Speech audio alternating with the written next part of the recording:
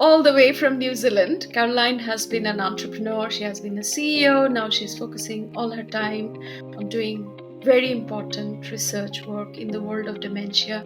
Caroline, welcome. Can't wait to hear more about your work. Hello, and I miss all you lovely people in the UK. So nice to see familiar faces again. Hi Caroline, fantastic that you're joining us, and I'm sure that a lot of people that are listening in will feel just like Sanga said, that we're actually being joined by a friend from far, far away now. How are you in New Zealand? Yeah, good. It's I do miss the community, although I do connect still to the community via social media. But I miss my family, obviously, but I am coming back to the UK soon. I've got a conference in Finland in a couple of weeks, and then I head back to the UK, which is really exciting. That's thrilling. Nordic also. Ooh, good to hear. And we just learned in teeing up the episode that your dog's called Freya, and I obviously took that as a Nordic relation as well. But Caroline, as Sanga said, you were the CEO of Three Spirit for a very long time, more than 10 years. And then you suddenly decided on doing something completely different. How was that? Well, Three Spirit was a labour of love, and Three Spirit still continues. But about 10 years ago, Three Spirit was going, but actually it was just before Three Spirit, but I decided to do something crazy with my husband and take a year out and travel around the world. We just had a baby via IVF, so it was a very kind of pivotal time in our lives. And as we travelled around the world with the baby in our rucksack, an open rucksack, not a closed one, we got to New Zealand and we spent a bit of time in New Zealand, and I really loved it. I fell in love with it at that point. And then when I came back, I just was always having the call, to come back to New Zealand. So things were starting to build with Three Spirit, but I managed to, with the help of the brilliant Holly, who's one of the fantastic teams still at Three Spirit, for her to look after the company. And I came backwards and forwards for 10 years. And over those 10 years, and one of the years, I met a woman called Karen Lake that works for Ryman, and she had such phenomenal vision around dementia care, and got me involved with working for an organisation called Ryman, and they asked me to develop a new model of care for them, which I did from overseas, that won an international award for being an innovative model of care for dementia. So I finally, with my work with them, I finally made the decision to come bring my cat and my dog and my family over to New Zealand after a very sort of long love affair, really, with the country. Wow, that's Some quite story. a move. Yeah, very brave. I think we all agreed when you did it. So how are you finding it now? Have they been as good to you as we want them to be? They are an organisation with the most incredible capability, Morton. My team alone, there are 30 clinical and quality team. There are 30 very smart, I want to say mainly women, because we are mainly women, all specialists in their area. And, as an organisation, they're very brave, and they've got a big heart. All of those things combined make for a really great place for me to be. I really am valued there, and I've got quite an extensive role. I sit across several different work streams, so including care, so supporting the delivery of the model of care, the research work streams, so setting up research around dementia, also the design. So I work really closely with the design team to make sure that the model of care works with the design team. Lots of work around technology as well, which is where my real passion is. And then I also support the evolution of the education strategy there. So and they got me when I first came here. They had me on an aeroplane every week, which was really exciting. I went to Australia, I went to the South Island, I went to every single village that they had where they had a dementia special care unit, they call it. And I did a dementia environment audit, and it was a really great way to really get to know the organisation, from the ground up, to meet the people on the ground. And it was an adventure, but it was also very tiring. Can I can certainly imagine. understand that. Yeah. Yeah, can imagine. Absolutely. So you are clearly enjoying what you're doing there, clearly falling in love again with New Zealand. We could hear that in your voice. I liked what you said there, smart, brave, and kind hearted. So, what can we here on the other side learn from, your latest experience there? Well, where to start? Well, one of the things that I'm really interested in doing is introducing more technologies into Ryman, and they're willing and able, and it's not easy implementing new technologies. And I did quite a bit of work in the UK before I came around technologies, which is how I got to meet you guys. Initially, we did that work with Skills for Care on the digital strategy, and so a lot of that learning, if you like, I've brought over. So we did a lot of work around, from the outset, from how you work with stakeholders, how you build a business case, how you manage your values and ethics, in terms of the integration of technology, data intelligence, which I know, Sangha, you'll be really interested in, around what language you should be using, how you use data to tell a story, how you make sure that the people analysing the data have the right skills, so that, the right things fall out of the data set. And understanding the kind of range of technologies. Obviously, I'm really interested in dementia technologies, but I'm also interested in education technologies, and how they intersect. So, with that strategy work that I did, it involved a lot of stuff around device management, how to contingency plan, how to implement, and all of those things. So it helped me in preparation for my work at Ryman, because I kind of had an overview. And then with Three Spirit, we had to go through digital transformation like a lot of organisations had to. And, in fact, I was on the plane back from New Zealand when the pandemic hit. And I was all the way back, I was thinking, I'm not going to have a business when I get back, because it was all face-to-face training.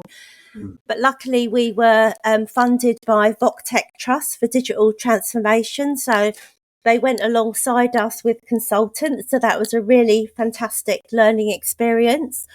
And we utilised technologies a lot to improve impact of our learning interventions. So we started to sort of play around with it there, which is where the Carly idea was born, really thinking about how we can utilise technologies to make a difference on the ground. And then alongside all of that, I started reading, and I've got brilliant doctorate supervisors, Dr. Grant Gibson, who's an expert in dementia, and then Dr. Terry Lynn Thompson, who's an expert in education and technology. And together they absolutely blow my mind. The stuff that they've introduced me to alongside that practical experience gave me skills, I guess, to start to look at what the possibilities could be in this organisation that is, ready and up for it and interested. That sounds fantastic, and that's a somewhat groundbreaking experience, both for you, but also, if I sort of from afar look at it, try and discover what kind of an organization it is that you've ended up in. It sounds like they've got a lot of the things that I at least look for when in my work, when I'm trying to assess whether an organization is ripe or mature in terms of transformation. And I think most often it's of course got to do with some very practical things, but it's most often the heart of the organization, of the soul, that's, and you're saying some of the things that Sangha is also honing in on. They're brave, they are they're obviously looking to do something, which is, I guess, it's that willpower of an organization, and that if you can align that also in that many people that work towards achieving a transformational goal, then fantastic. And, Morton, it's also about staying relevant. Technology is transforming the world that we live in. And as a business entity, you have to capitalise on the use of data in order to stay relevant in the market, and be competitive in the market. And,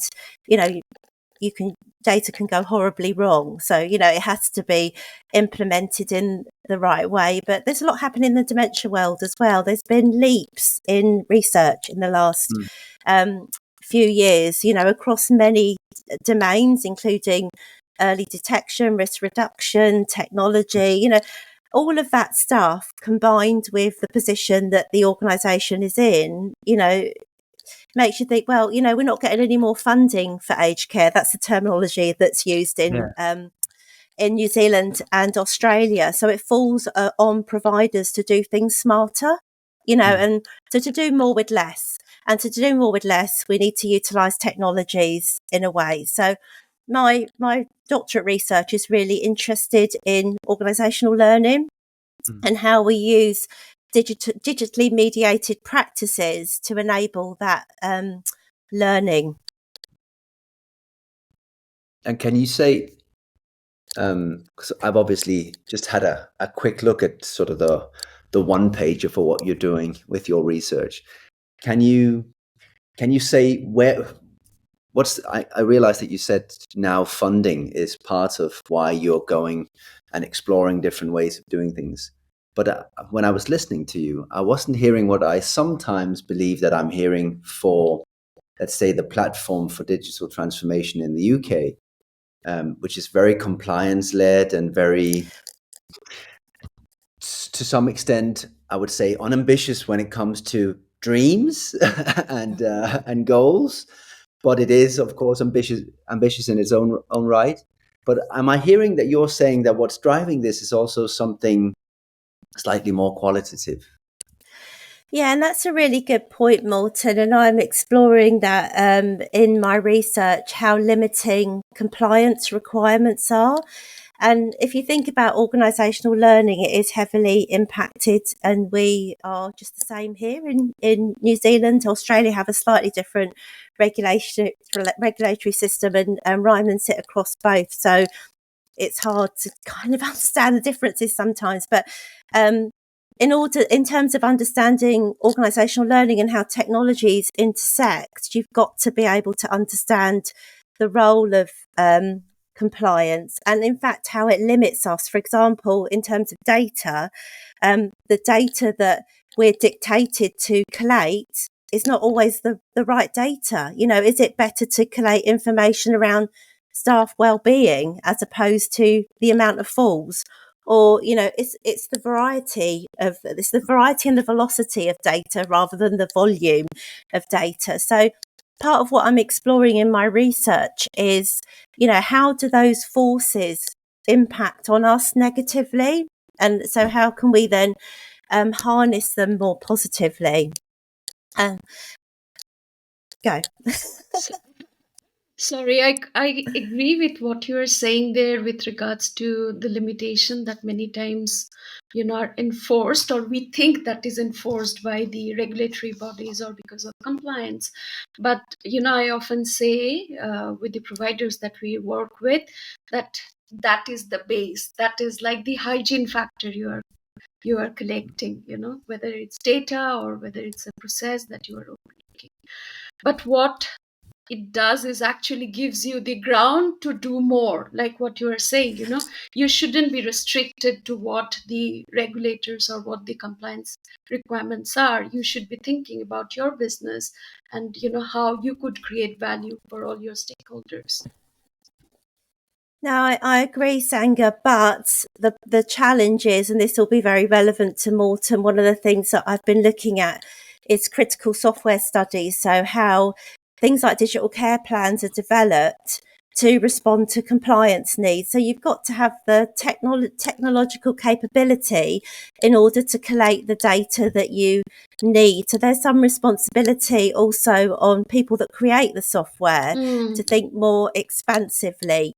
For example, one of the limitations that we have with a lot of digital care planning systems is what we call in the research is around spatiality. So it's where you're needing the data at the point of care. So where information sits on a digital care planning, but the care activity is taken is undertaken somewhere else. It's, you know, how the technology is interacting in the moment in the care activity that's in a way of both sharing and enabling the collection of data. So it's a challenge for us as a deskless community to really access the benefits of technology. So the idea around Carly app was, when it was first envisaged, was that it would be integrated into the flow of work. So the frame, if you like, the theoretical model that I use in my research is not, it's nothing that's uncommon in dementia care. It's around the materiality. So it's about how we work with the tools of practice. So how our relationship with things, our relationship with technology, and how we interact materially, rather than looking at learning as something that's shared between people's heads, because actually you can learn so much more if you look at things from that perspective. You know, how people come together around a digital care plan and do all the knowledge work, or how people use other tools. There's some really exciting stuff going on in terms of looking at how these technologies can evolve to integrate more into the flow of work so that they can have more impact. Yeah, you've touched upon a very important point in there. You know, it's not just about looking at what technology can bring, but also what are the processes that's supporting that usage of technology, and are we giving enough time to the people to actually, you know, participate in all those properly? Because, like you say, it's a deskless culture, right? So we face that, and Morton, I know you handle that day in, day out. Like, we are not sitting behind the desk, so how do we continue to use a technology and to go completely paper free? So yeah, it's a Yeah. It's interesting, isn't it? Because, you know, we use technology as our backup brain if you're used to working like you and I are. You know, and when I went to Ryman, first of all, I just thought I understand the implementation of technologies because I've done it at Three Spirit. But actually, it's a whole other beast, because integration within care is completely different. And I have drawn on John Gatsby's, I think that's his name, his plan to develop an implementation plan for pain check, which is another technology that is utilised quite frequently within aged care. And I also really like something called the NAS framework, which is more like an academic type framework, but it's used to review the implementation of technologies. And I've been able to take some stuff from that, because it looks at things like wider influences like regulatory systems, for example. Because the thing about the environments that we work in is that they're so complex, and there is something called complexity theory, you know, and this is so relevant to understanding how we integrate technologies into our day-to-day work. It's so exciting, but at the same time, you do need to be careful, because there are harms, you know, with the introduction of technology. So we mustn't get carried away with solutionism, I think is the term. And we must think responsibly about the impact that it has on the people that we support, including our workforce.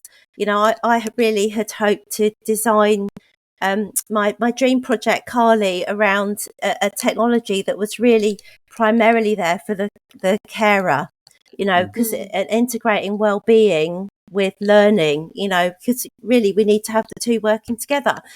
And, you know, that's essentially one of the fundamental drivers around the survival of our sector, is looking after our workforce. So those things are really important. absolutely can't agree more on there. No, Right. and I can, from a requirements perspective, I can see that shooting up everywhere now. That there's an expectancy over time that solutions like care planning systems and so on will, in a far more extended way than today, include aspects of training, and the profiling for the individual user is growing and growing and needs to grow in comparison to what it is today, just a name and very flat. So I can definitely follow you on that, Caroline. And just the last point on that, Morten, in my work, I'm redefining blended learning, because blended learning isn't just about our interaction with education technologies, but also digital care plans, other technologies. So that was the most profound thing my supervisor said to me in my last supervision, is that you're redefining blended learning. So it's blended learning in the flow of work. I think that's a very good place for us to thank you very much for having joined us. And I think we will put some links, if possible, Caroline, I'll ask you later for that, into the show notes, so we can make sure that there's a few concepts in there that maybe not everybody were familiar with already. For instance, blended learning. And then when you're doing a hack on that, we certainly need a link. So we'll find that and then we'll provide that in the show notes. Thank you very much for joining us today, Caroline. Thank you so much for having me all the way from New Zealand. And enjoy your dinner tonight or now. Thank you. Oh, it's so nice to see you guys. Thank you. Keep connected. Thank you for listening. Don't forget to subscribe, review, and share your favorite Take Care podcast with your friends and colleagues. Until we meet next week, take care.